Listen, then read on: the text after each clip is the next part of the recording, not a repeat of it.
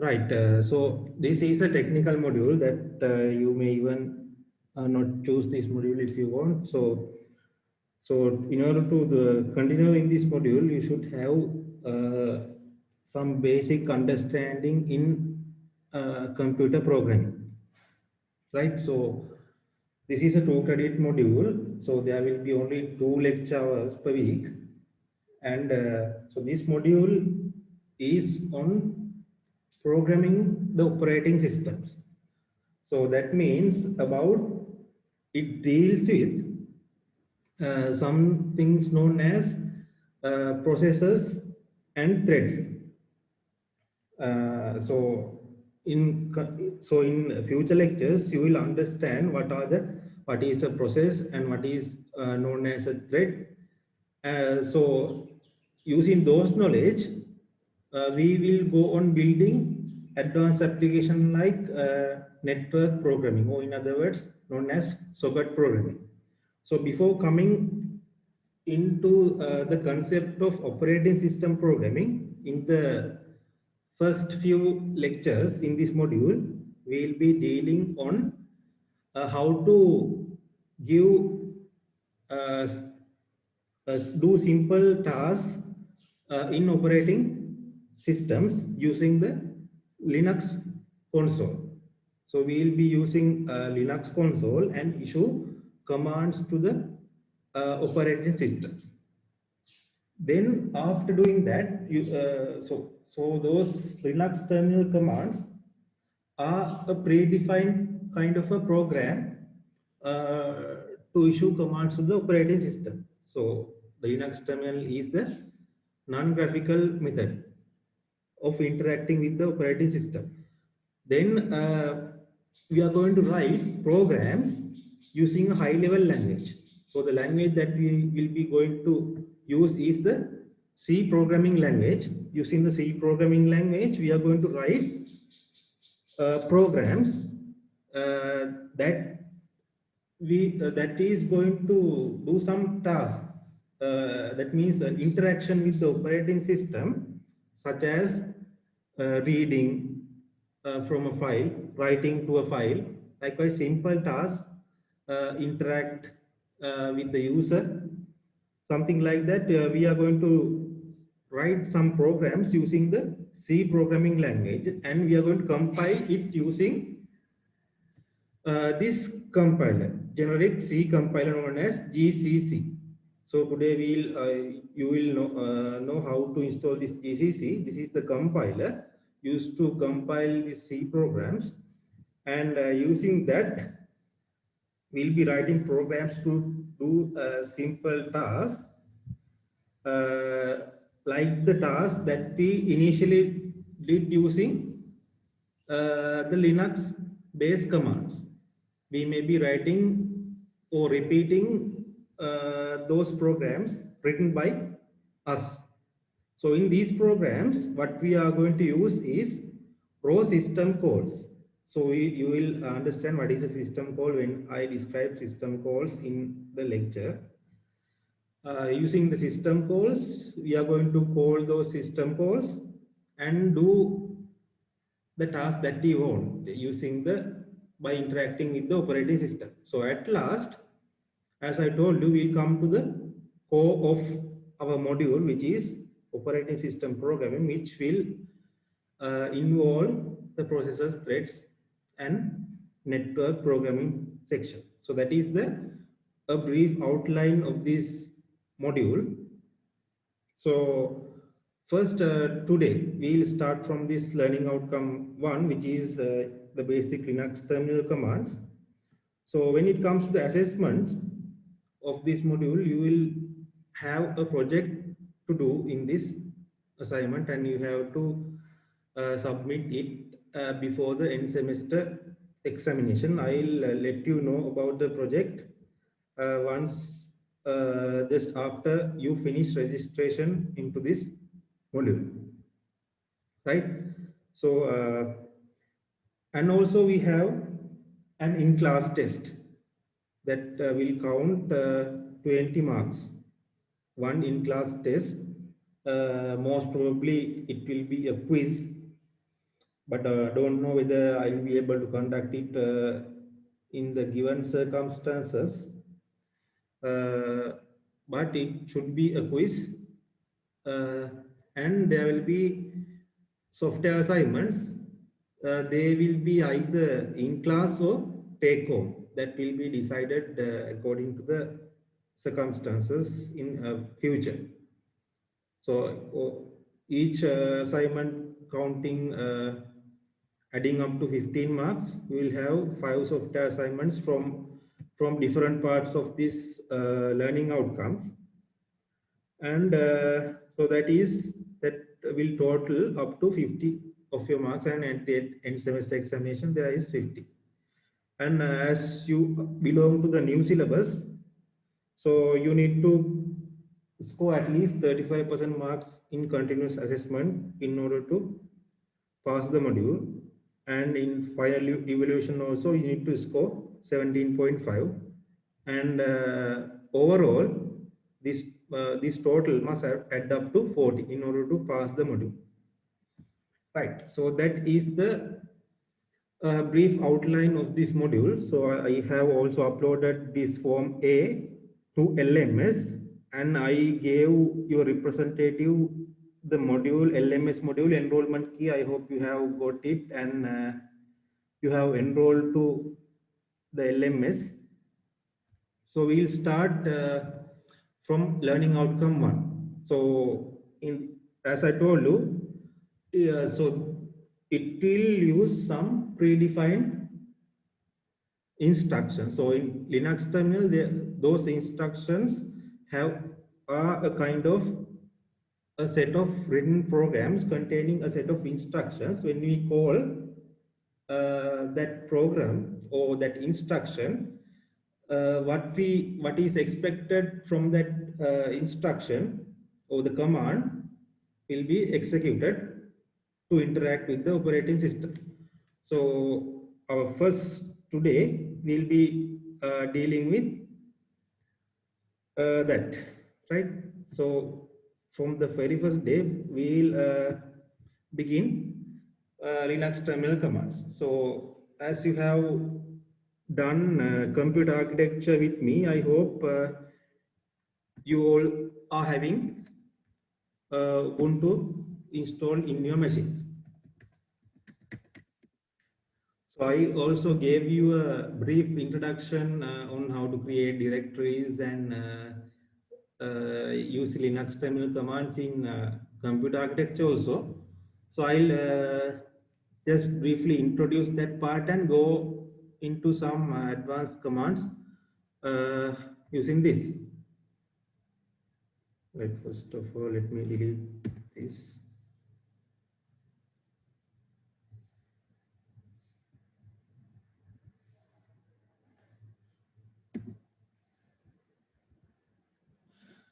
Right, so we'll do these steps one by one, then you will automatically get the understanding. So we'll not to spend much time on the Linux terminal commands. So that is not the core of this module. So this is just the introduction. So after that, we will go for the core of this module, that is operating system programming. So this is not operating system programming. This is using already programmed commands or instructions. We call those in the Linux terminals to do what we want, like basic text manipulation instructions, right? Okay, so the first thing we'll do. So we need to first log into Ubuntu, and I have already logged in, and upgrade Ubuntu. So how to do that? So we need to first open the terminal. So you know the shortcut key, Control Alt T. Control Alt T. Then you get this terminal.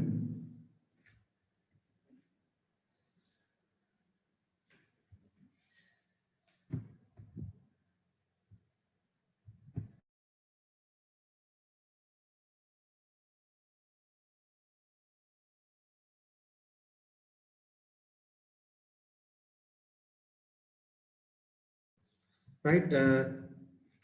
So what we'll do is, so when we are giving a high privilege instruction or a command, we have to use the keyword sudo. So that is going to give the higher privilege to the user. So in Linux or in Ubuntu environment, the highest privilege user is known as the root. Root is known as the highest privilege user, or in other words, highest privilege mode. In Windows, it is known as the administrator. Administrator is the highest privilege user in Windows. So the same thing we know by the name root. So to get the root privilege, we use sudo. This keyword sudo is used to get the root privilege, right? And in order to upgrade, we have to give this command sudo apt -get upgrade.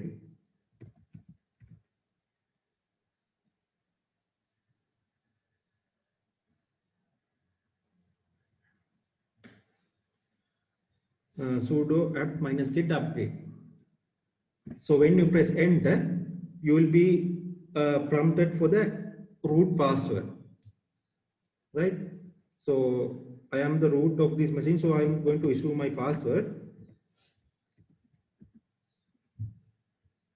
Then it is going to upgrade.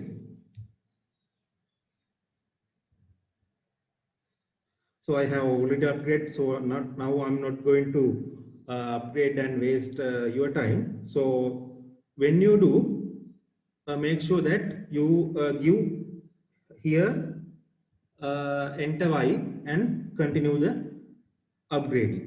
So I'm going to issue no here, then it will be aborted. So make sure that you give this command to upgrade your operating system, right? Okay. So as I have told you, we need to install this GCC compiler in order to compile, or compiling means convert the high level language instructions into machine language. So even though we write our program to interact with the operating system in a high level language like C, the machine or the computer does not understand it. So we need to have a compiler to convert it into machine language. So we use GCC. So if your Ubuntu installation is already having GCC, then you need not to install. But if you don't have, you must install it. So we have to issue a similar command.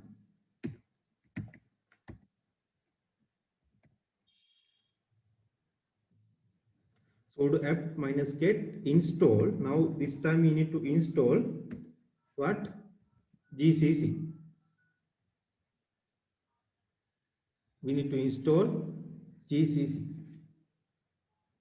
So this is how you write in the Linux console to download GCC.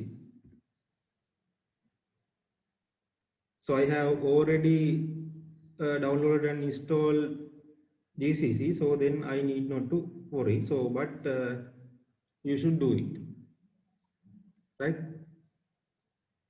Okay, so that's how we are going to install GCC.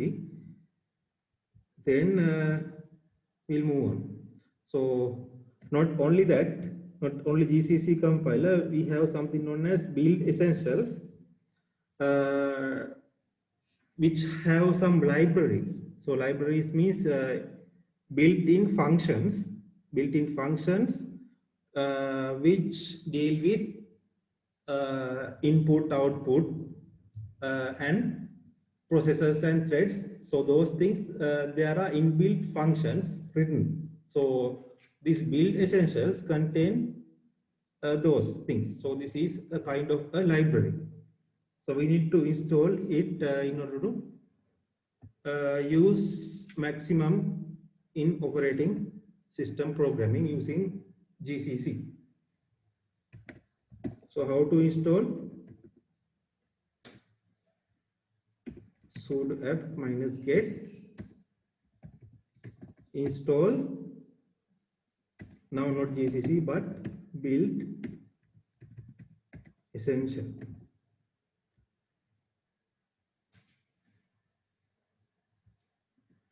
Then when you press enter,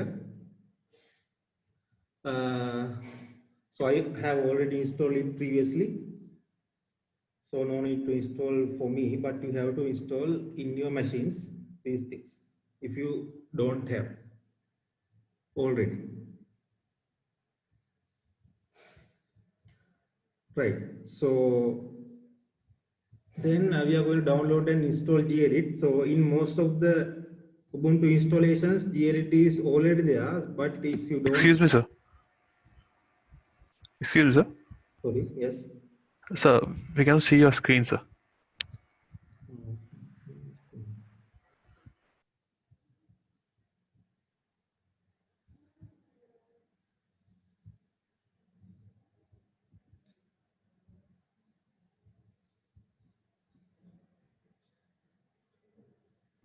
So now... Thank you, sir. Yes, sir. Thank you. So you didn't you see any of these my previous commands? So to get the update, what I did was I issued this command sudo apt -get upgrade to get the upgrade. That means to upgrade the system. So it will get the list what should be the upgrade list, and it will upgrade the operating system. And after that I issued this command to download and install GCC, sudo apt -get install GCC. Then to get inbuilt libraries for operating system programming, I issued this command sudo apt -get install build essential. So this is command, only the thing which is different is this one. This is the package that we need to install. And this is the command to download and install, right?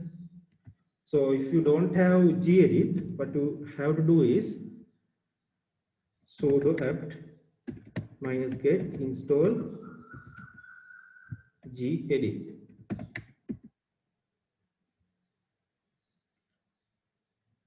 Right. So that's how you download the software packages. So after you download and upgrade it, then you can update your system. Then you can update your system similarly like using the sudo command, sudo apt -get. Now this time not upgrade but update. Update.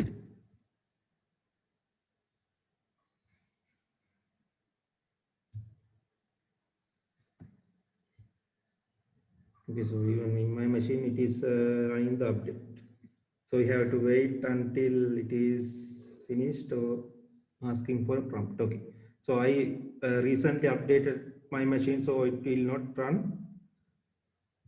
But in your machine, the update process usually takes about half an hour. Then after upgrading and updating system and doing the required software installations, then we are ready to go with operating system programming, right? But today I will not do operating system programming. What I will do is using this Linux terminal, I will issue some commands.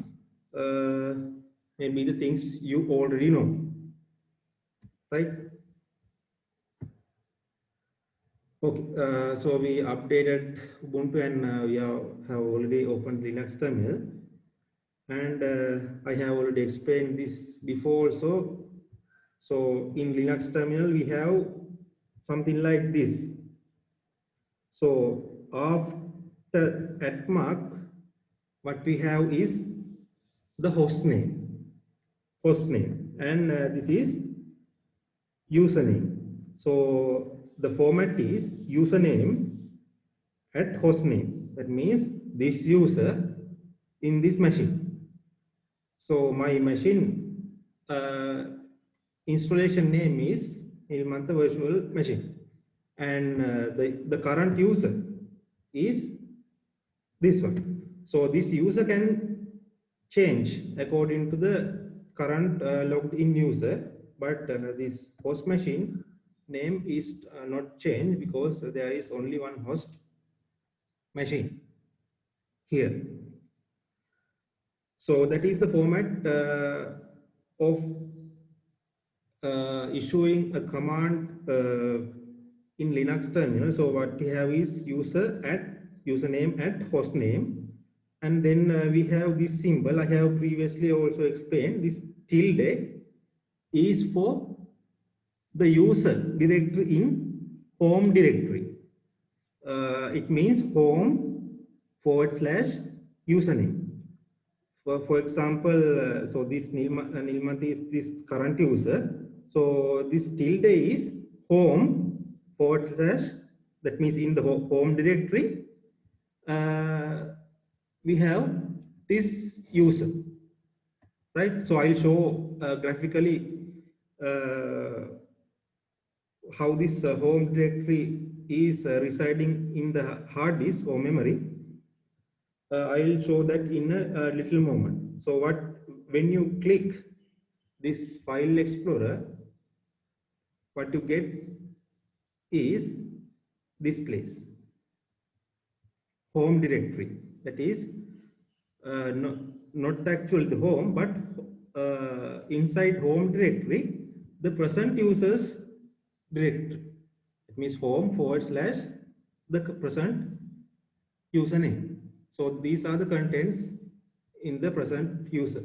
So you can see you cannot visualize the previous directory before this, because this present user does not have that privilege. But if you are the root, then you can visualize. So I'll get the root privilege and visualize how this home directory is visualized in the hard disk, right? Okay, so we finished that also.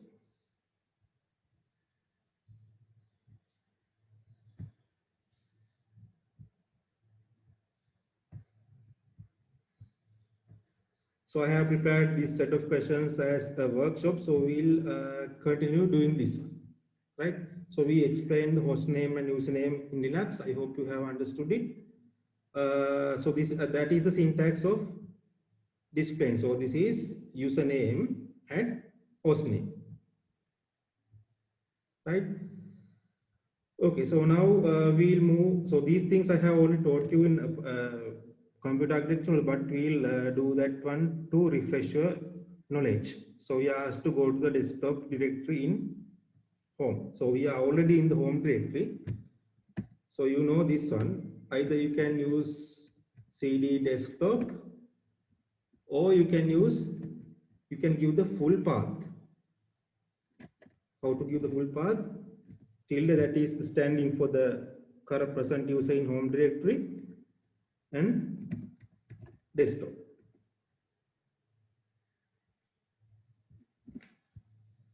Right, so now it is in the desktop directory. So that is this directory, what you see on the screen, right? And the meaning of tilde symbol I explained to you, that is standing for user in the home directory, right? So the command to display the current working directory is pwd, the present working directory. So it will say that home. So that's why I told you this tilde stands for home, username, desktop. Right? Even though it is called home directory, it is not actually the home directory. Home, inside that form you have set of users. The present user is this one. So inside that one we are in the desktop directory. So as I have told you in previously also, if you want to get the manual of any command in Linux, you can use this one, man, standing for manual. Manual so any command you can use. So what you have to do is prefix it with manual, standing for manual. Then it will give the definition of that command and the description of that command with the other characters that can be used as this option. So you can refer any manual of command to get more information about any command. Right. So we displayed the present working directory also. So now we are asked to create a folder in desktop with name example1 and change the directory to that directory. So these things also we have done previously, but I will do it again. So now we are already in the desktop directory. So now you can see these are the only folders available. So we are asked to create a directory with name example1 and change the present working directory into that. So how to do that? You must have remembered a command known as make directory, mkdir, make directory. We need to give the directory name, make directory example1, then it will create a directory known as example1. So we need to change the present working directory into that one. So to change the directory, we use the command cd. CD stands for change directory. Change directory into example1.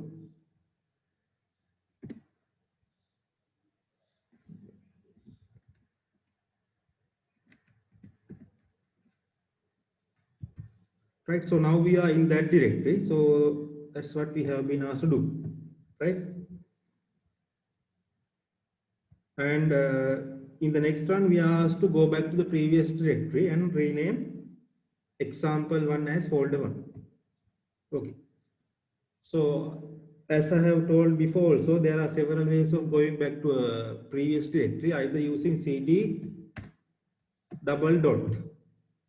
When you issue cd double dot, it will go back to the previous directory. That means the present working directory will go back to the previous directory. That means desktop. Or either you can issue this full path. Tilde symbol desktop. Both ways you can do. Right. So now we are there is a folder named example1. We are asked to rename that. So the renaming and moving of files or folders is done by a command known as mv. So we'll go and see the manual or the man page of the instruction mv. So it says that either move or rename files. So how it will, based on how we issue the command, it will either rename or move the file. If we give this mv with only a file name, an existing file and a new file name, then it will rename. If we give a folder and a destination, path to a destination, then it will move that into that destination.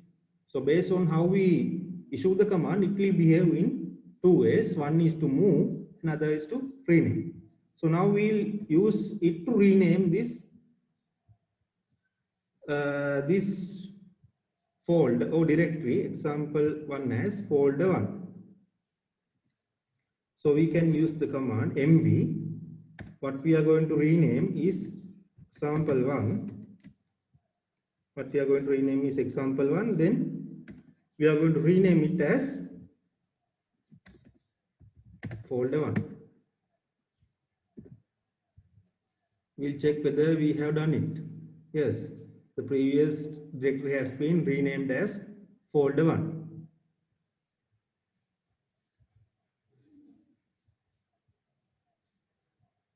Okay, so now we have done the renaming operation. And in the next one, we are asked to list down all files in the home directory. Home directory means make sure that all in all the places that I refer as home directory, it is actually the home present users directory, right? So list all files in home directory. So before listing the files in home directory, we have to go back to the home directory. So all the commands that we give in Linux, that is based on a particular directory. So if you want to do something in another directory, so then we have to use this cd, the change directory command, and change the directory into that one, right? So we have to change the directory. Either we can go back or just issue cd this one or cd double dot. So I change it, and to list down the files in a directory, we can use the command ls list. Then it will show what are the things in the home directory. So these are the things that you see when you go and click this file explorer. So you can see desktop documents downloads. All these things are here, desktop documents downloads, and all the files that you see here are here. But actually not all the files, but all unhidden files. This does not show the hidden files. Either the graphical user interface or this list command does not show the hidden files, right? Okay. So if you what happens if you want to view the hidden files also? Then we have to use this with an optional argument. So to do that, we have to go and see the man pages or manual of this ls.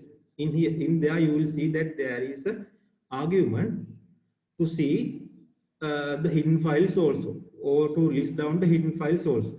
So we'll go to the man page.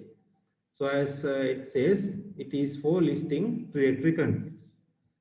And as the option, if you pass -a, it will not ignore the hidden files, and it will show all the files, right? Right. You can issue with this option, right? So press Q to exit from the man page. Then we are already in the home directory. So ls -a. So now you can see there are some files starting from the symbol. That means there is no file name but dot files also. We'll try ls minus capital A. So the same, those two is, so this is almost all, and this is with this dot files also, without the file name, right? So that's how we are going to list all the files in a directory, including the files that we don't see, right? Okay, so we did that part. Okay, then we are asked to do another thing, list with a description. So that is known as long listing. So this is listing just the file or the directories, list down the directories in a given directory. So we are in home directory, we just list down the names of directories. But sometimes we need to know the information of those directories, such as what are the privileges of those directories, what are the size of these directories. Likewise, we need to understand the details of the directory. In that case, we will ask for a long list. So we have to give this command ls minus l.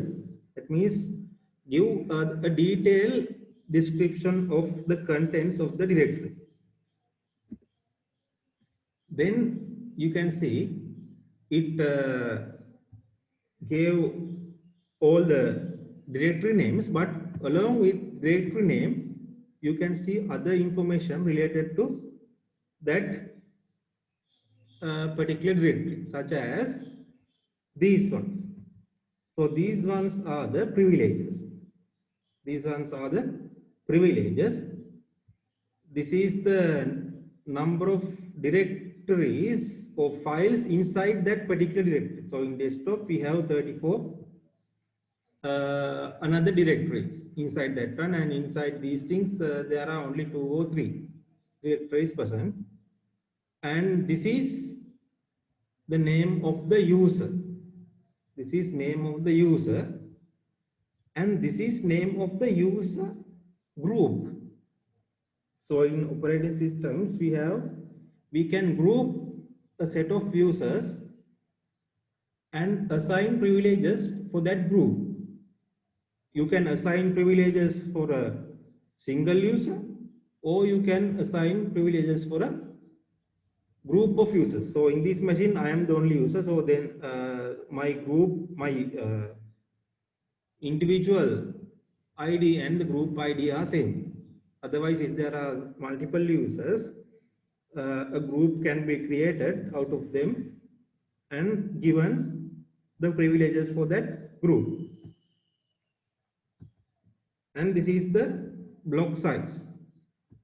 So you know that in computers, data is read and written blockwise, not byte-wise. So that means the data blocks are brought into the main memory or the random access memory from the hard disk, not byte-wise. That means if we want to get 2 bytes, but still we have to get a block of size 4096 or 4 kilobytes. 4096, or in other words 4 kilobytes. So this is the block size of this directory, and this is the date of creation, and it is not clearly visible, and this is the time of last update of that directory.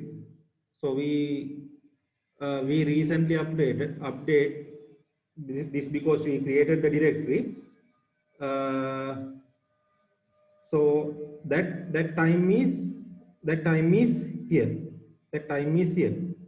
At 5:02 p.m. we have updated or changed this directory, or modified the contents of directory at this time. We have modified it at this date, November 9th, 5:02 p.m. is the time that we modified this desktop directory. So that is true. We created and did some modification to this directory. So those information will be displayed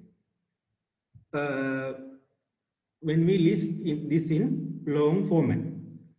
So what are these information? So you can see here just forget about the first character. Just forget about the first character. Here we have 9 characters. RWX, R minus X, R minus X. So the first 3 characters specify the privilege for the current user. First 3 letters is for current user. The next 3 letters is for the user group. This is the user group. That means a group which user belongs. And the last 3 letters belong to any other user not belonging to the user group. Any other user not belonging to the user group. So I will repeat, this is the user. This is the next 3 is for user group, and the next 3 is for any other one which is not belonging to the user group, right?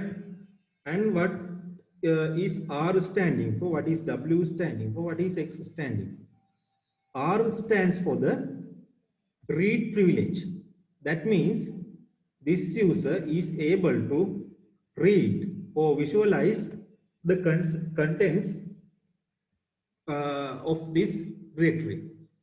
Or if this was a file, for example, assume that this is a file. If this is a file, we can read this file. Assume that it has a text file.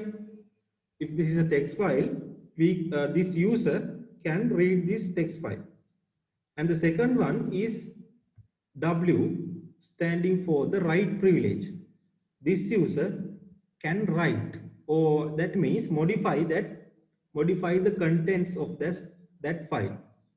Assume this is a file.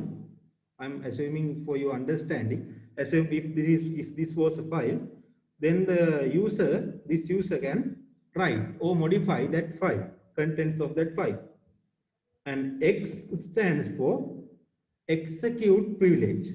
Execute in the sense searching for the directories. Searching for the directories. That means go inside that directory and search.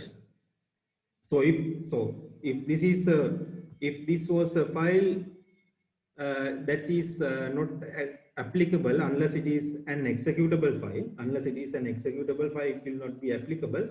So if since this is a directory, it is applicable. That means if this is a directory, we can search that directory. So that is the meaning of X. That means execute for directories. Otherwise, if it was an executable file, you can execute. You means this user. So what is meant by this one is first 3 letters. That means this single individual user can read, write, and execute this directory. But the user group can read and visualize inside the directory, but it cannot modify the write privilege. So the minus, the symbol minus is that privilege. Write privilege is not there, given for the user group and the other users also. For both user group and other users, only the read and execute privilege is there, but write privilege is not there, right? So those are the privileges. So for different objects, you can assign different privileges. So you can see this one privileges is different to this directory, this one. So that is what you can visualize using the long listing format, right? We'll come into these privileges in a little while, and so that's about it. So we long list that one, and then we are asked to change the directory to root directory and list all the files. Okay, we'll first do that one.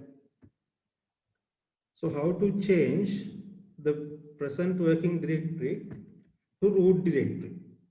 That is done by using change directory. This symbol stands for the root directory.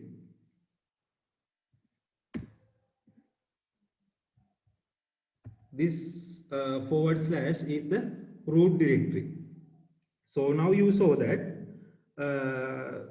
the prompt changed from tilde into this /. That means we are in this machine, in this virtual machine, we are in the root directory. So root means this administrator's directory. So if you again, so to visualize, you can issue this ls to list down the contents of that directory. So in the root directory, you can visualize. So this home directory is one directory inside this root directory, and there are other privilege directories in here, and we can even see the privileges for this one.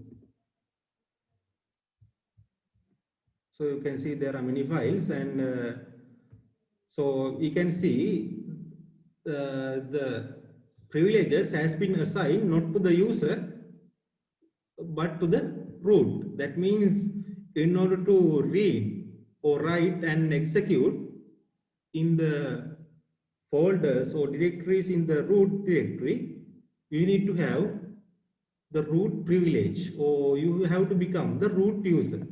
Root privilege is given by the root password. That's why when you issued the sudo command, we were prompted for the administrator or root password. So that privilege is only assigned for the root. Right? You can see the user and both the group has been assigned different privileges.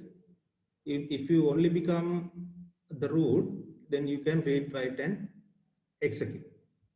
Right? So we'll visualize this root. So when you go to this, you cannot graphically visualize the root as a user. You cannot graphically visualize the root. What you see as the first thing is inside your home directory. You cannot go back from home directory and visualize the root. So you have, but you can get the privilege using the sudo command to visualize the root. So that command is sudo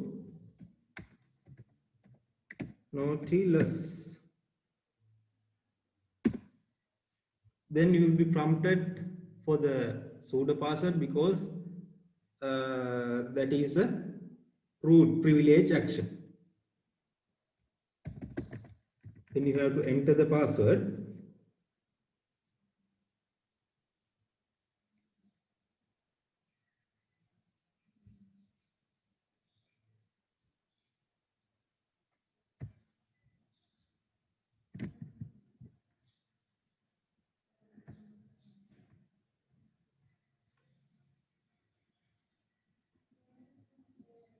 Right, then you have to enter the password, then you will get this prompt.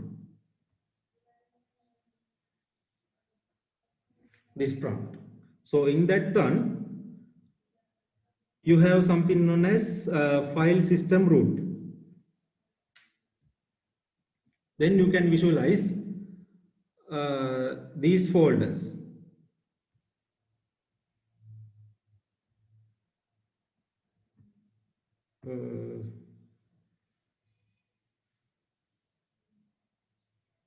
These folders, bin, CD-ROM, these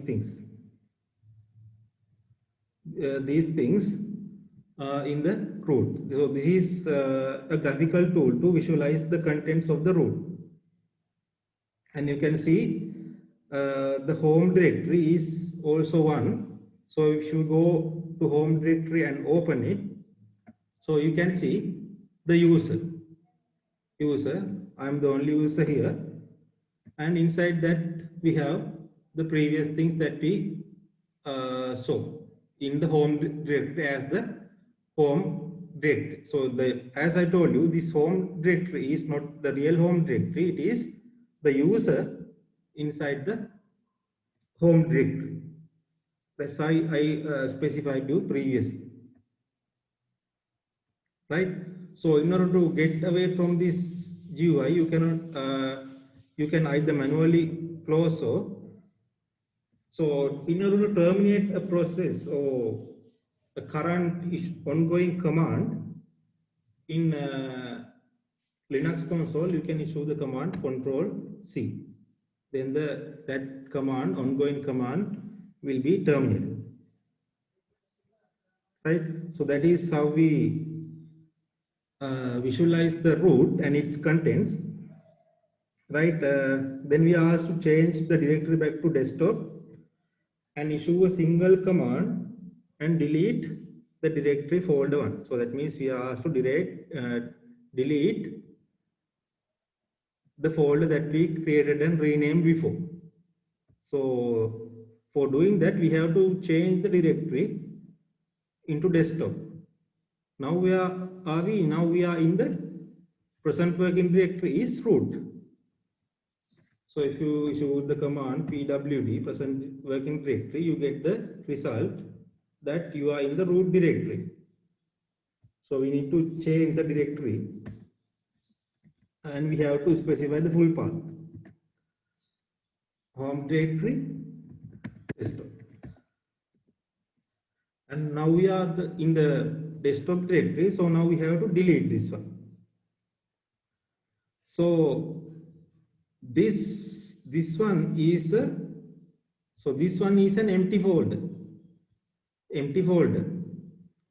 So there are actually two ways of deleting an empty folder. There are two ways. Either you can use the remove rm command, or you can use the rm directory command. So I'll specify. So this is the command rm. So now we will visualize the man page of rm. So that rm is for removing files or directories, right? So it is basically issued for a file, but by calling it recursively, you can delete a folder also, or you can either remove an empty folder. So that those things you can give using this option, right? So you can see here I will be using this -r option, that is recursively. That means delete recursively, then the directory will be deleted, right? So the directory will be deleted by calling a file deletion recursively. And we have to issue this option or this argument to remove empty directory, rm. So we have to specify rm-d. So now we'll quit. So we have to remove this empty directory folder 1. So first we will use this rm command to delete this directory. So what we will do is, so this is an empty directory. So as you saw in the manual page, to delete an empty directory, you have to use rm-d and specify the directory name. What was the name? Folder 1.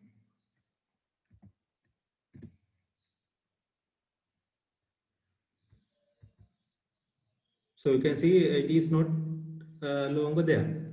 So there is another way. So first we will make a directory again known as folder 1. So now the folder 1 is all again there. So the other way of deleting an empty directory is using the remove directory, rmdir. So if you go and see the manual of remove directory, you can see it is just solely for the purpose of removing empty directories. and there are options. We will not be going to discuss them in this class, such as deleting the parent directories with them. With the issue of this command, we will not go into that much detail, but we'll just simply use this remove directory that is solely for the purpose of removing an empty directory. So this folder 1 is an empty directory. So you can directly use this command and delete. So you can see that that directory is no longer there. Right. Okay, we have done that section, and next we also clear the screen of this terminal. So that is, if you feel that you have so many text in your screen and you need to remove that text in your screen, then you can do by using a single command. So you can issue the command clear. Then all the previous commands present in the Linux console will be deleted. Right?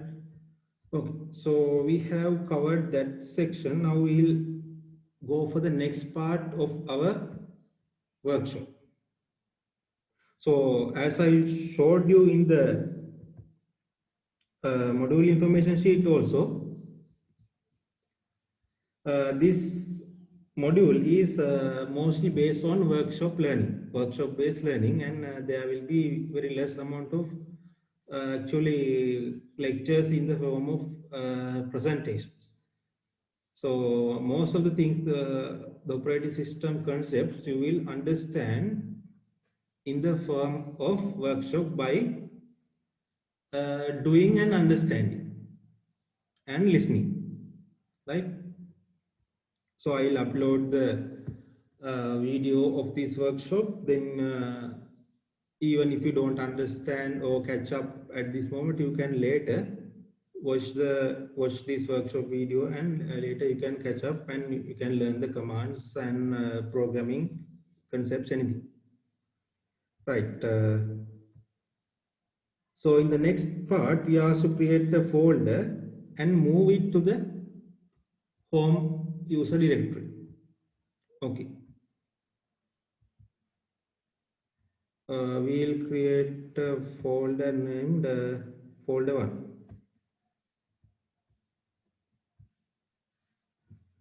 So how to create a empty folder? Just issue the command folder 1. Then this directory is created. So now we need to move this. So I told you that we can use the mv command for both renaming and moving. So we use the mv command to rename a given file or folder before. Now we will use this to move a given folder from one place to other place. So we are asked to create a folder and move it to the home directory. So now we are in desktop directory and we created this one, and now we will move. So the command for moving is mv, and what to move is this one, folder 1. And next, if we want to rename it, we have to give the new name. Since we need not to do renaming here, now we want to move. Now we have to give the directory of our destination. Our directory of the destination is the home directory. So that is nothing but this symbol. This is home directory.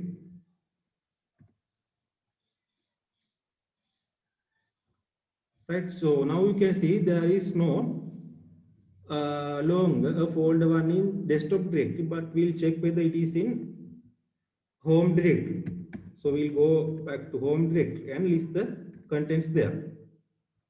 So you can see that directory is now there in the home directory. That means it has been moved to the home directory.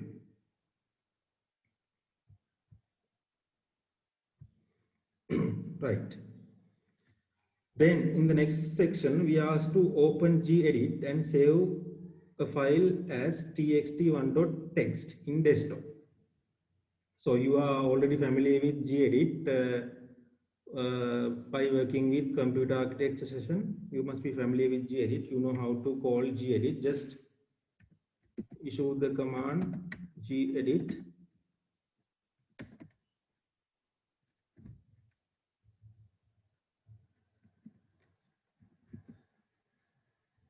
With this and symbol, then it will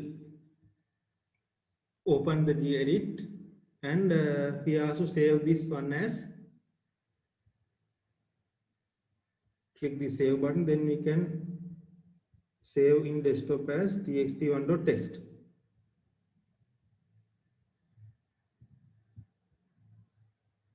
So rename here as txt1.txt and save.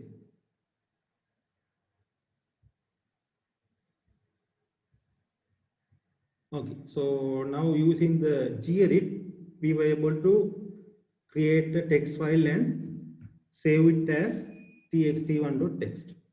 Right, so that is the graphical way of doing that. Then we are asked to create an exact copy of txt1.txt as txt.2text in the same directory. So there are different ways of getting a copy.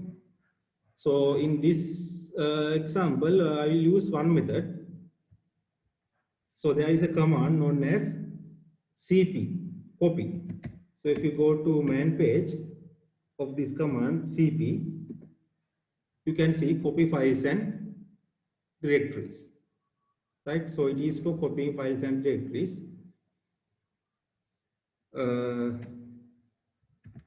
So we'll use this copy command to create a copy of this one as txt2.text. So we need to copy this one into another one. Copy txt1.text. So this is the source to copy. Then we have to specify the destination or the output file name.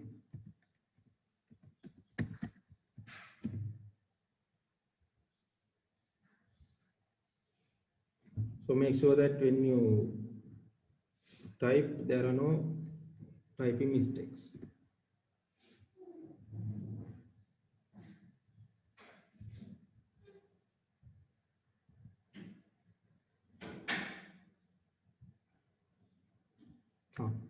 So we are not in the desktop directory, we are in the home directory. So we need to change back to desktop directory in order to do this. So now we can issue that command. Copy text1.text to txt2.text. So you can see an exact copy of this was created. So we'll do this kind of thing. So these are already built-in commands to do some function out of the operating system.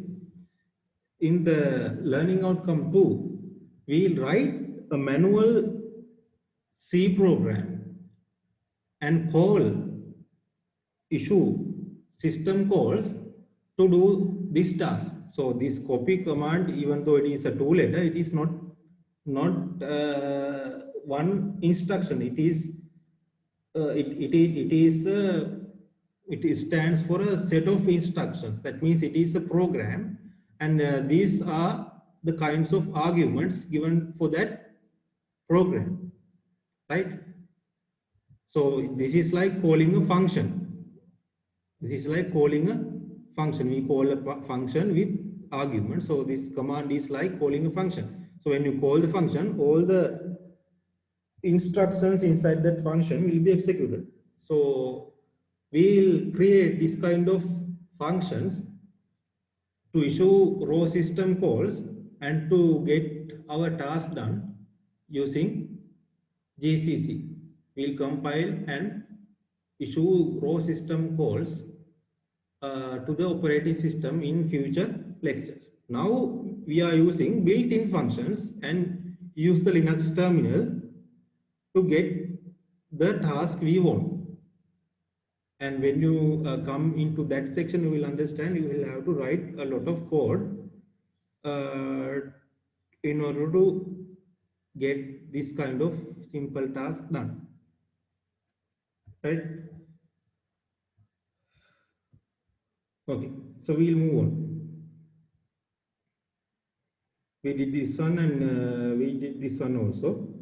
So now we are asked to go back to the home directory and copy the desktop directory to another one as directory 1.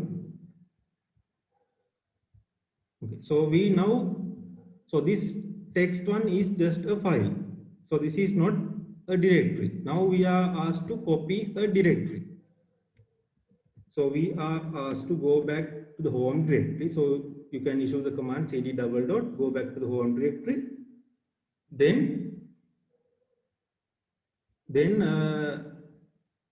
So now first I will list down the contents of this home directory. So desktop is one of the directories. So now I am asked to copy this desktop, contents of desktop, into a directory known as directory 1.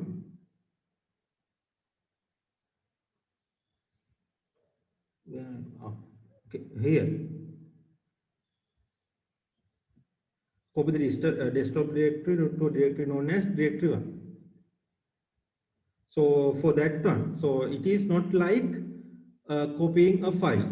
Copying a file is copy this one into this one. But copying a directory, if we want to treat it as copying a file, we have to call it recursively. Just like we call the deletion, recursively, we have to call when we want to copy. When we want to copy a folder to another location, we have to call it recursively, because that folder is not empty, because it has a set of files. So we have to call it recursively. So copy -r stands for recursively. What we want to copy is this desktop. Copy recursively desktop to a new directory known as directory 1 and press enter. Then the contents of this desktop will be copied into the thing known as directory 1. So now if we list down the contents, we can see directory 1 is also there. So to check whether the directory 1 contains the contents of the desktop, we'll change the directory into directory 1 and list down the contents of the directory.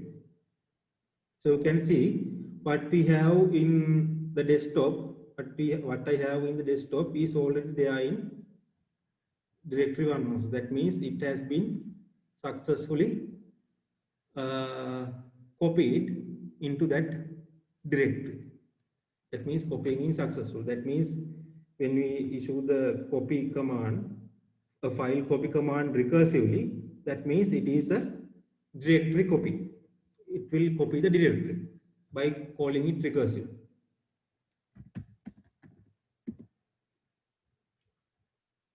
So right, so that is the thing that that was asked in that question. And we already list down the contents, and okay, then we are asked to delete directory 1 and list the home directory to verify. Okay, just like we copied here, now if we list down, we have directory 1 here. Now we want to delete this one. So deletion is similar like this file copying, just like we copied the file recursively. In order to delete a directory which is not empty, that means a directory which has a set of files inside it, we have to delete it recursively. So the command for deletion was remove, and I showed you the manual or the main page of this command also. So we have to remove not one file this time. We use this command to previously to delete an empty directory. There we use the argument or the option -d to specify that we are going to delete an empty directory. Now we are not going to delete an empty directory. Now we are going to delete a directory. So we have to call it recursively. Remove recursively the contents of directory 1.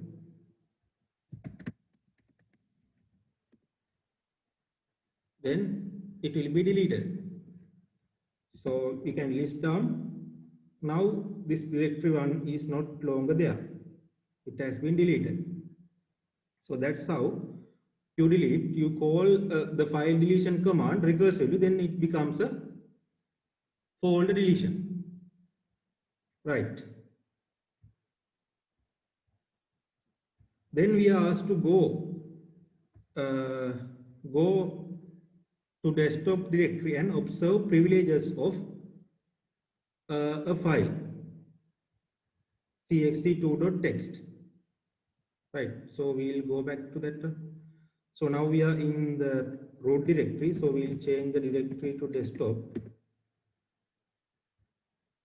And you can see we previously have created two text files as txt1.txt and txt2.txt.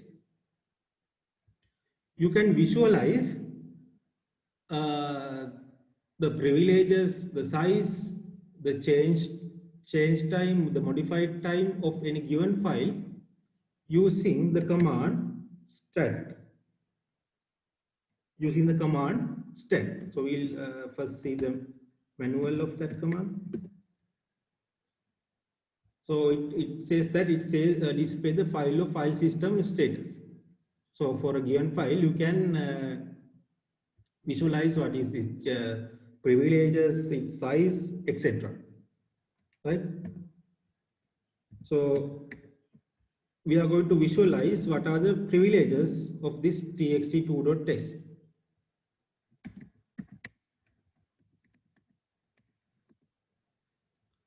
So when you give the command stat, the file name, you can visualize many statistics of that file.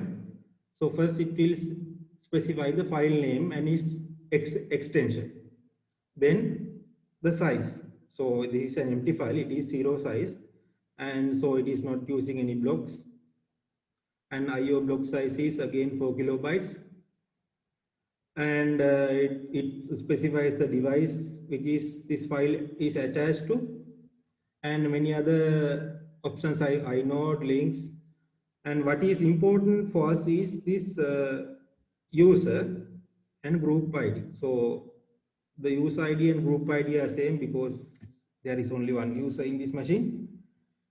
And here as access, we have the access privileges.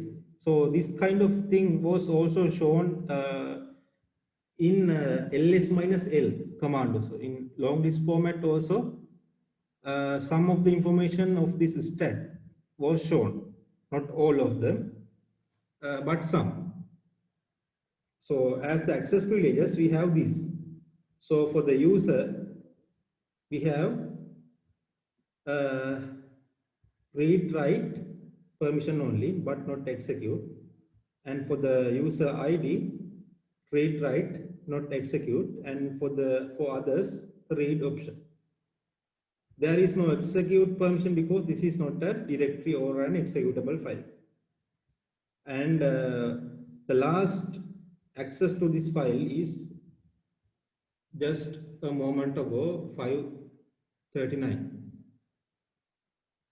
Right?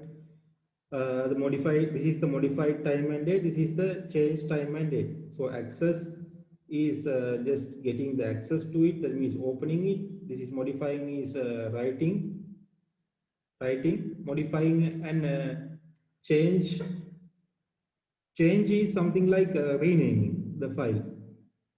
So this has slight changes to it. So we'll see how this is access time and modification time we can change using commands. So using the stat, you can visualize the access privileges, the size, the names, and many things. The size, block size, right? So we observed this one. We went to the desktop directory and observed the privileges of that file text2 using the stat command. So now, so these are the things. So if you look at this one, as I told you, so it has read and write privilege for user, read and write privilege for group, and only read privilege for the other users. But suppose we want to change these permissions. I want to make or remove the read permission from the user, or I want to add executable permission to these others. So in that case, we should have a mechanism to do that. So that is done by using the command known as change mode, chmod. So we'll first see the manual of this that one, chmod, change mode. So that is to change file mode bits. That file mode bits means the user access privileges. Right, user access privileges are set and changed by this change mode command. So in the next one, so we are asked to remove the write privilege of the user for text2 and add execute privilege to users in file group.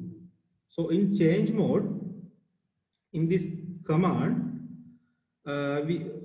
so first we have to specify to which person or for which user are we doing this. Are we doing this for the individual user or the user group or any other? So the individual user is identified by the letter U. Individual user is identified by the letter U. The user group is identified by the letter G. And any other user is identified by letter O. So the operating system identifies three categories of users. First, the normal user, single user, then the group, and any other. And in this command, if we want to add a privilege, we can use the plus command. If we want to remove an existing privilege, we can use the minus command. And if we want to set only a given privilege, that means only issue a given privilege, we can use the equal command, right? So if you say equal, then only that privilege is assigned to users, all other privileges will be cancelled. So I'll repeat again. So the plus is for adding to an existing set of privileges. Minus is for removing from an existing set of privileges. Only the given privilege or the set privilege will be reduced from the existing and other privileges will not be affected. And in equal, only the specified privilege will be assigned and other privileges will not be assigned. So you will understand the difference. So in the first one, we are asked to remove the write privilege of the user for text2. User is the current user. So we have to issue the command change mode. So I told you the letter used for user is single user is U. So we are going to remove the privilege. So we have to issue minus what privilege we are going to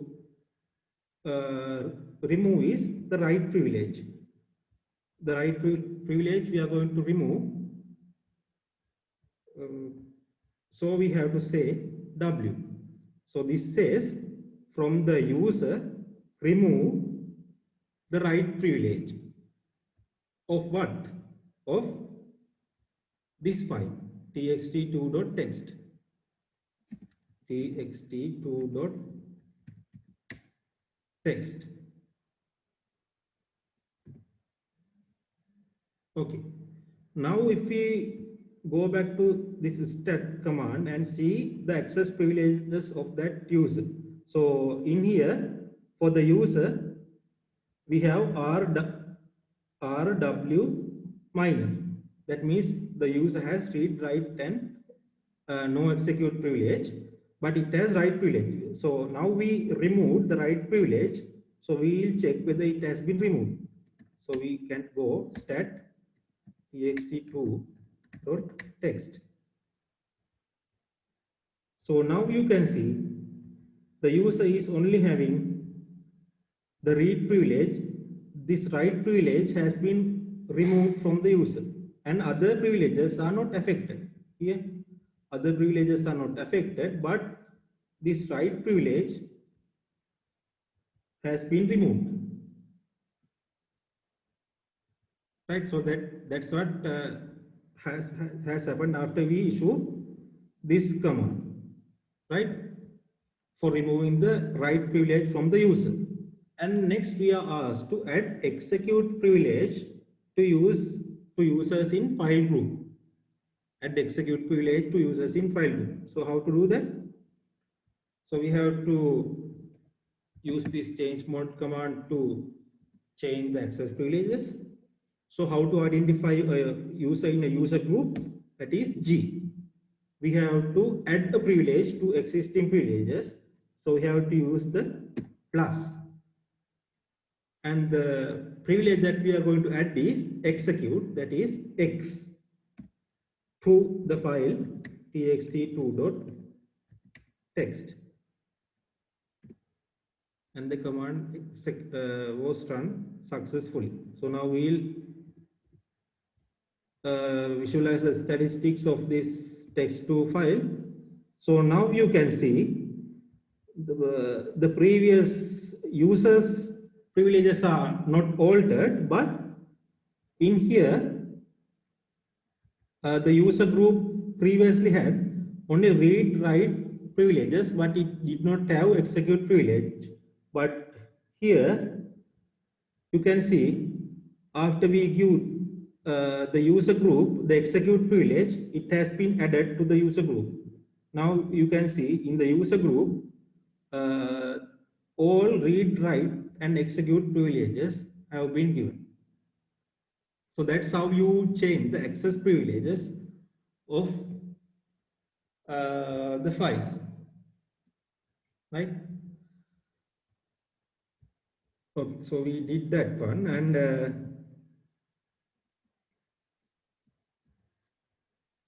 so we observe the privileges using the stat command, and now we'll verify it visually, or in other terms graphically. So now you can see, so now I am the user. I at this moment only have read privilege. That means I should not be able to edit this one. So we'll open this one in gedit and see whether we can edit this one. Gedit txt2.text.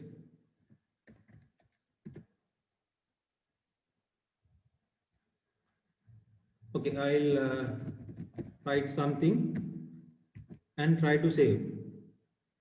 I'm not able to save.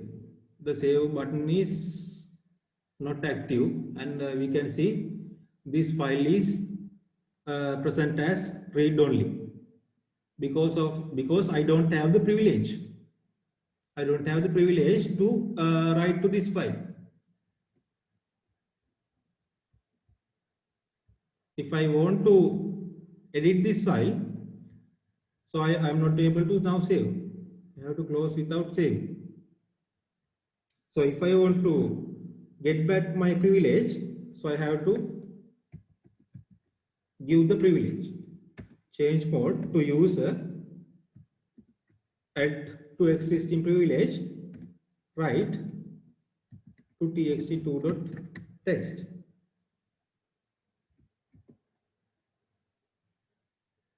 Right. So now we'll check. Now the read only mark is not there. I can type anything and save. So now I have the right click. So that's how you change the privileges of files using this change mode command. So this change mode command is a set of instruction. It is a program. We'll be manually writing programs to get to how to change the privileges instead of simply showing change mode commands in future. In when we are doing file input and output, right? Okay. Next, we are asked to create a directory named my directory and create 3 empty text files in it as these 3 inside my directory using, and we are given a constraint. We are asked to use the touch command. Touch. So we will see what this touch is. You can visualize any definition of a command using man pages. So it says that it is therefore changing the file timestamps,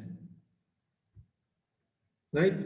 So it is therefore changing the file stamps, but if the file is not there, if the file is not there, that means the file that we specify here is not there, it will create a file. It will create the file. It is basically for changing file stamps, but if the file does not exist, it will create, unless we give this option not to create any file. Unless we give -c, it will create a file if the file does not exist. So using the touch command, so first we are asked to create a directory known as my directory inside this one. So we have to create a directory and we have to change directory into that one. So now we are inside that directory and we have been asked to create 3 files as 3 empty text files as doc1, doc2 and doc3. So using the touch command, we can create at once without using the gedit. We can use touch .1.txt. Then the names of the other 2 files you can specify using a single command.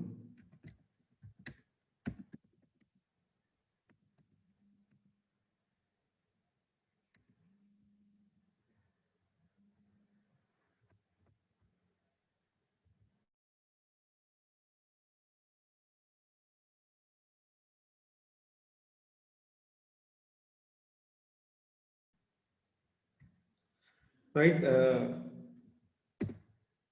when you press enter,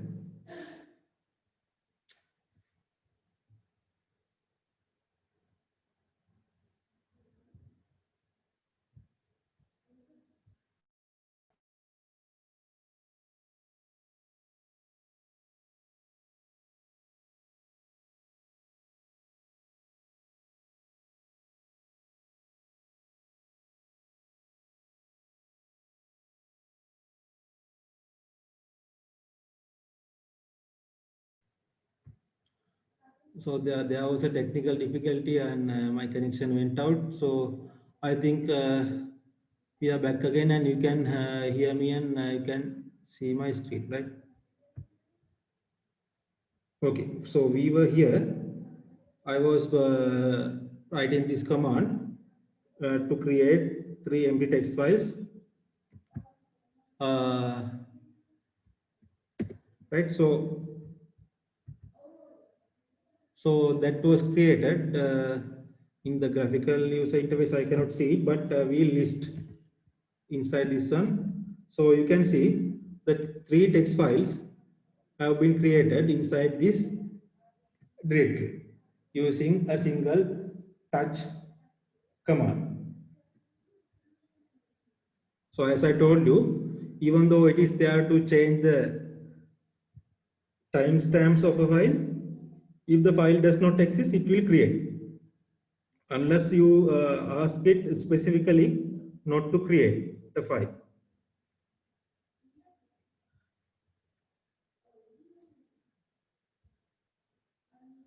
Okay, then we are asked to observe the statistics of doc1 and change the access time of doc1 and again observe the statistics. Okay, first we'll observe the statistics of doc1 stat doc1.txt. So you can see here the access time, modify time, and the change time of these are the same. It means because we have just created the file, we have not done any changes to the file, right? So if we do any change, for example, if we open this in gedit,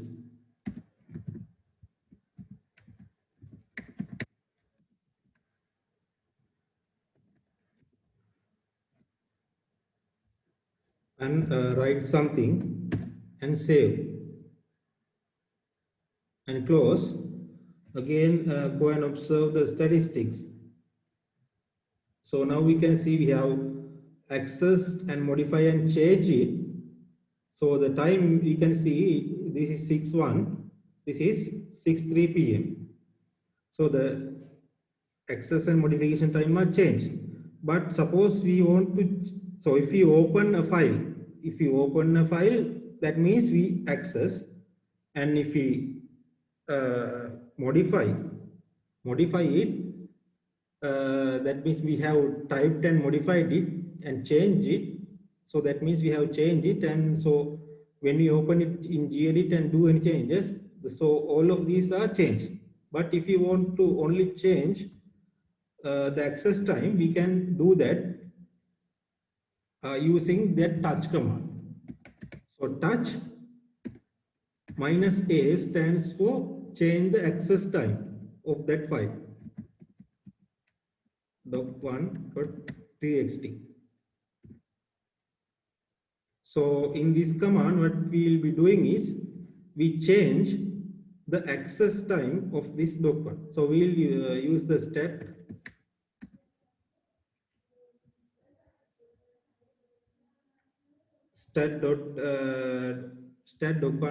doc1.txt. So now we can see the access time is now 6:05, and it has been changed automatically. When the access time is changed, this change time has also changed. So now we can see this access time has been now not the same as previous, right? So likewise, we can use this touch command to change different timestamps of a file. So next we'll change this modified time of this one, so that we can use using touch -m stands for change the modifying time of a file, doc1 dot. So now if we observe the statistics,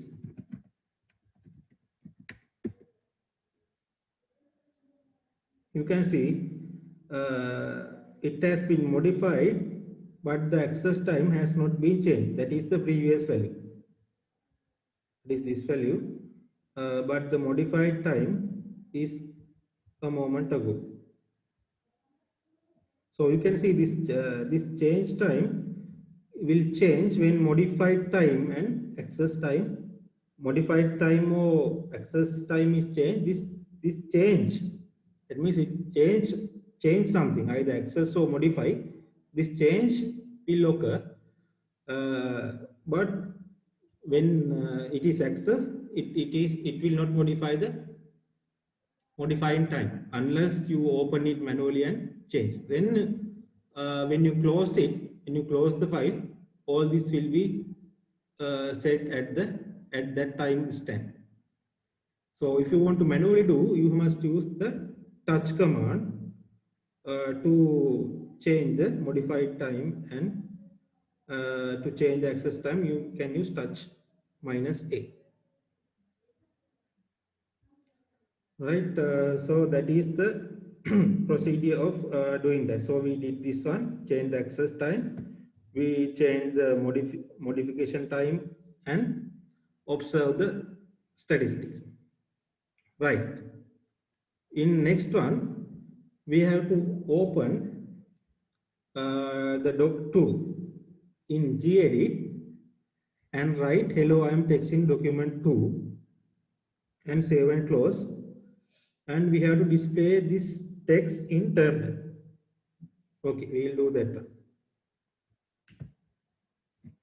So we have doc2 here.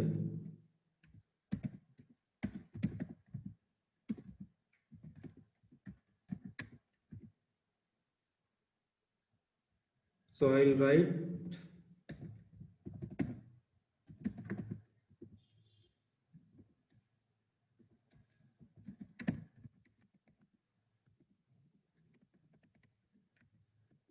this text in that one and save and close. And I want to, so now in this doc2.text, there is a set of strings or characters. I want to print it to the terminal. So you can write a GCC program for doing this. But now at this moment we are using inbuilt functions. So these are also known as system utilities.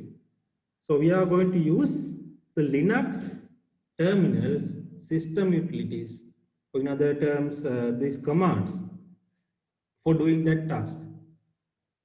We don't have to manually write program for that, but in your module you have to learn to do that using C and GCC.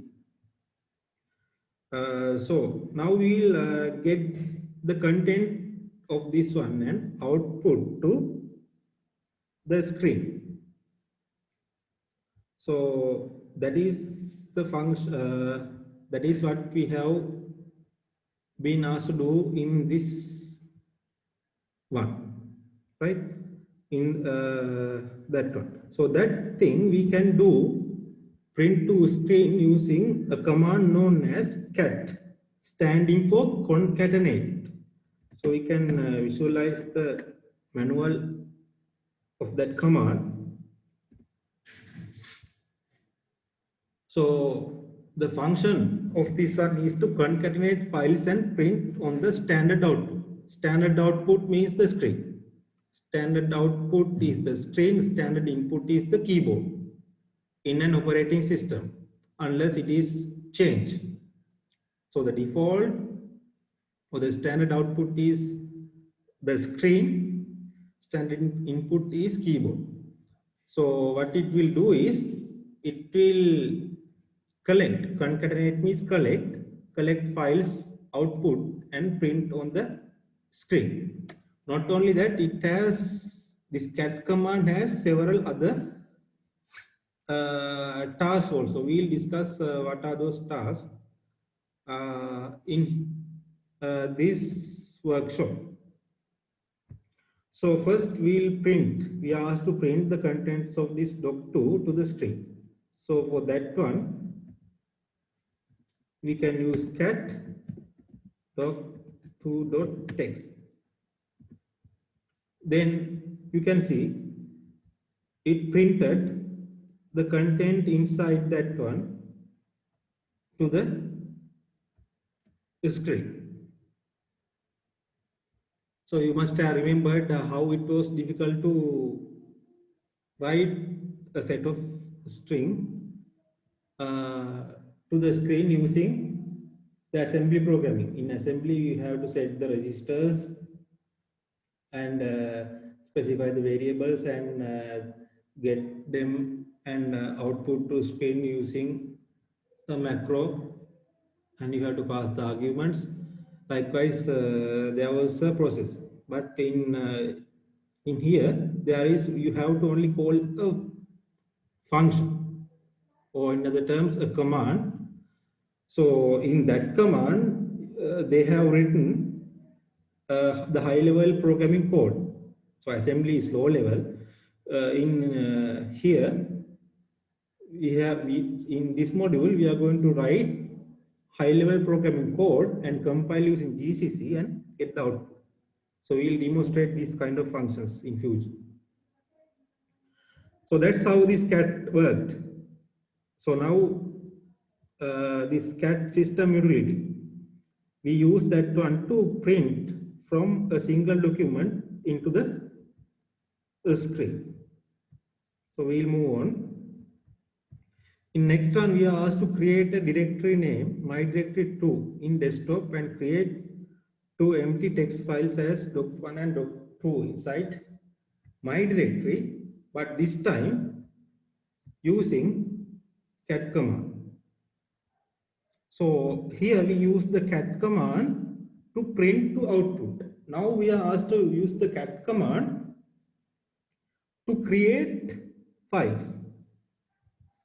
Right, first we will go back to the desktop directory.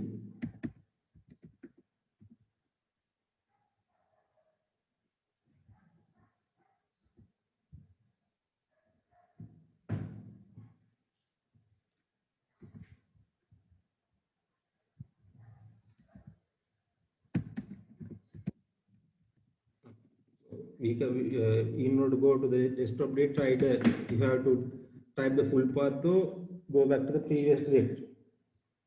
Right. So here we have to make a directory known as my directory 2, and we'll change the directory to that one, inside that one. And now we are asked to create two text files inside this directory.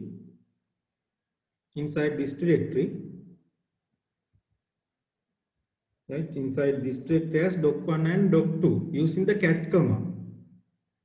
So you can use the cat command, but you have to use this greater than symbol to specify that we are creating a file.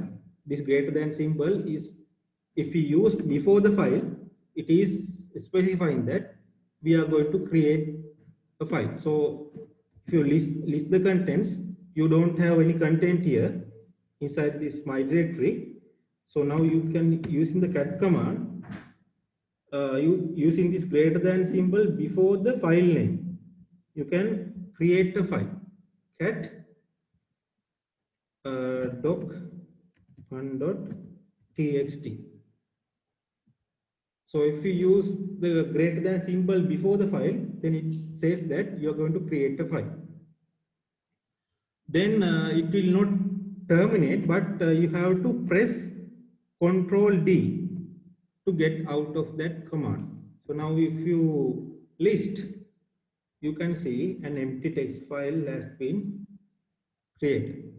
So similarly, to create the next file, you have to call this one again. Cat doc1, we created doc1, so now we have to create doc2.txt. Again we have to press Ctrl D. Now if you see, now you have created two empty text files using the cat command. So the cat command or the concatenate command is not only for printing the output to the screen, but it can be used for creating empty files also.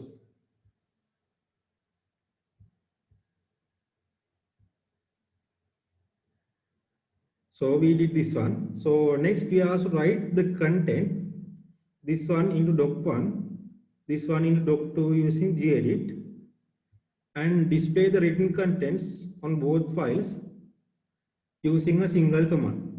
So we'll use the cat command. Before that, we have to write text into doc1 and doc2.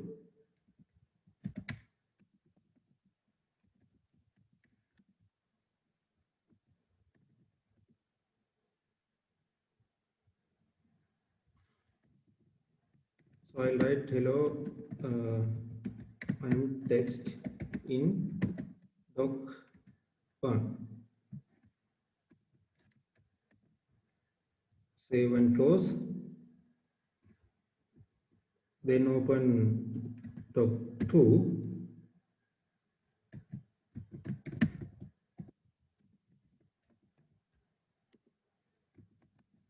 Text in doc2. Save and close. Right. So now we have written into that one. So what we are asked is, using a single command, we are asked to display the content of those files on the terminal. So we can use that, we can do that using the cat command. So cat, so this time we are not going to create, but display the contents. So display the content of doc1.text, then display the content of doc2.text. So now you can see it first printed the text in doc1.text, then it printed the text in doc2.text. So what this one did was, it concatenated the contents of doc1 and doc2 and displayed in the screen. So that's why this cat command is there.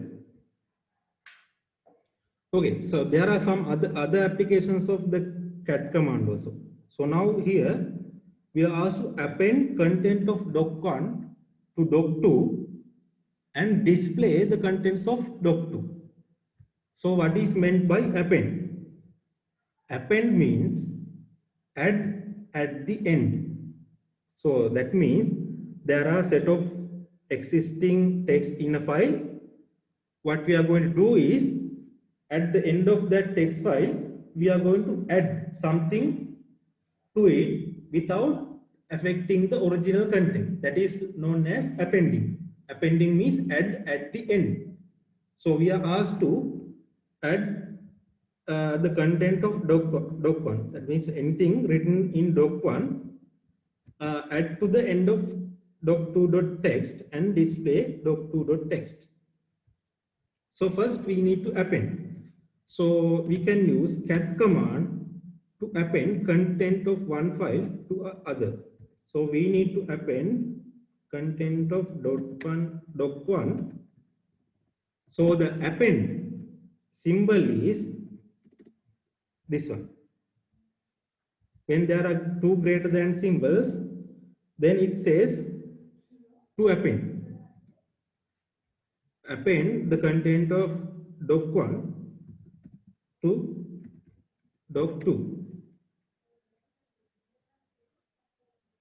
So you saw different uses of cat command. First, it to print to screen, then to create files. Now, what we are doing is we add at the end of doc2 the content of doc1. Okay, it was run successfully. Then we are asked to print. Okay, now we appended. Now we want to print. So for printing also we can use the same cat command. Now we use cat for printing. Print what? The content of doc2. Now by printing we can see whether this appending operation has been successful or not. So now when we print, we can see hello, I am in doc2 is the original text which was in doc2. So by appending, that means add at the end. At the end, we have add this text. This text is text in document 1. We have add to the end of document doc2.text. We have add the text to the end of that one. So this is what is in doc2.text now. If you go graphically and see, you will observe the same. That directory is not visible here. Otherwise, I could have shown to you. So the content of doc2 is nothing but the appended content and the original content, right? Okay, that's how we append. So there is another function of the cat command. So we are asked to copy the content of doc1.text to doc2.text and display doc2.text. So what we did here was we append. That means append means keep the content of doc2.text without modifying it or deleting it and add at the end doc1's this one. But copying means a replacing operation. Copying means a replacing operation. That means if you copy doc1 to doc2, that means the initial content of doc2 will be replaced by the contents of doc1. That is what will happen in copy. That means the content of doc2. So what is actually happening is first it will delete the content of doc2, then paste the content of doc1, or in other terms write into this one. So these are some advanced operations which we will do manually in input output operations later. Now we will use the system utility cat for doing that. So you must have remembered the previous command that we used. So if we want to copy, there was a simple command, copy doc1.text to doc2.text. We could do this. But now I'm not going to use that one. Now I'm going to use cat command for that one. So in this one, we are going to use the cat command. So the symbol, so this is append symbol in cat. So there is another symbol, this greater than symbol. If used between the files, it is standing for copy.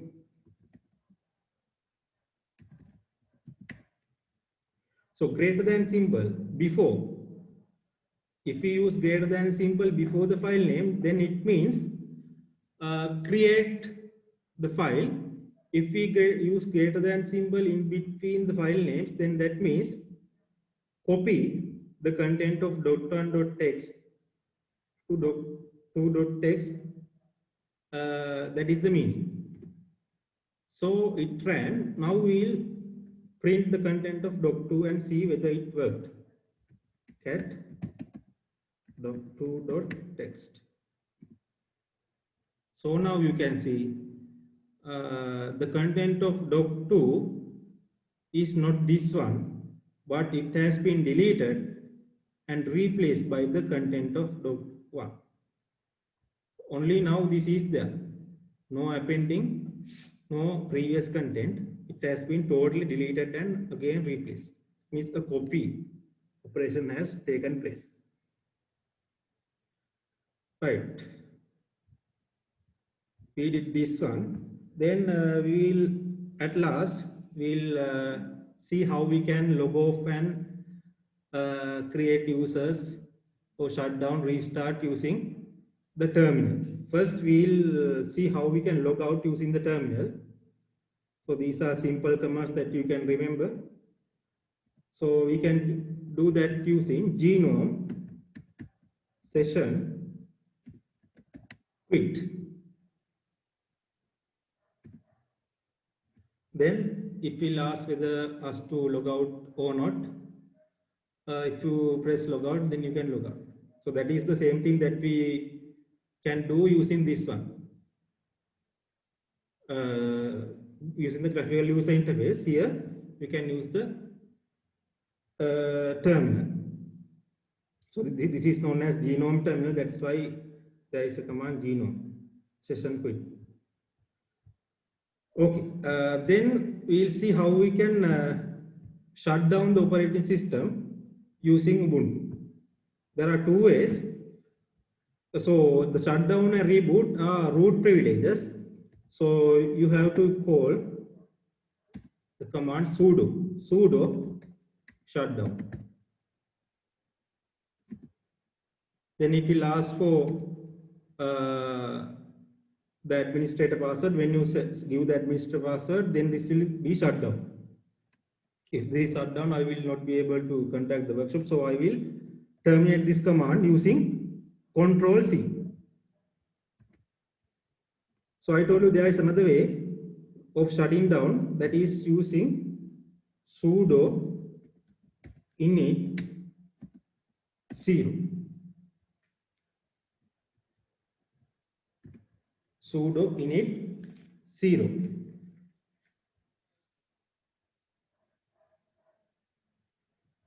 So that is the same command for shutting down the operating system. So if you give again the password, then it will be shut down. So I will terminate here. So this sudo shutdown and sudo init 0 both do the same task, that is shutting down. And this is for logging off. Now we will see how we can restart the system. That is by sudo reboot. So again it asks the password, so I will terminate. So there is another way using this init command for reboot, sudo init 6. Sudo init 6. Then it will do the same task. Sudo reboot and sudo init 6 are equivalent commands. So they are equivalent commands. So I'll terminate here. You can check using your machine. So at last, so what we are left to do is creating a new user account. So simply you can create a new user account using sudo add user username. Username is any username you can use. Say command. So sudo add user command. Then a new user account will be created. So you can check that one also. So I'll just issue that one.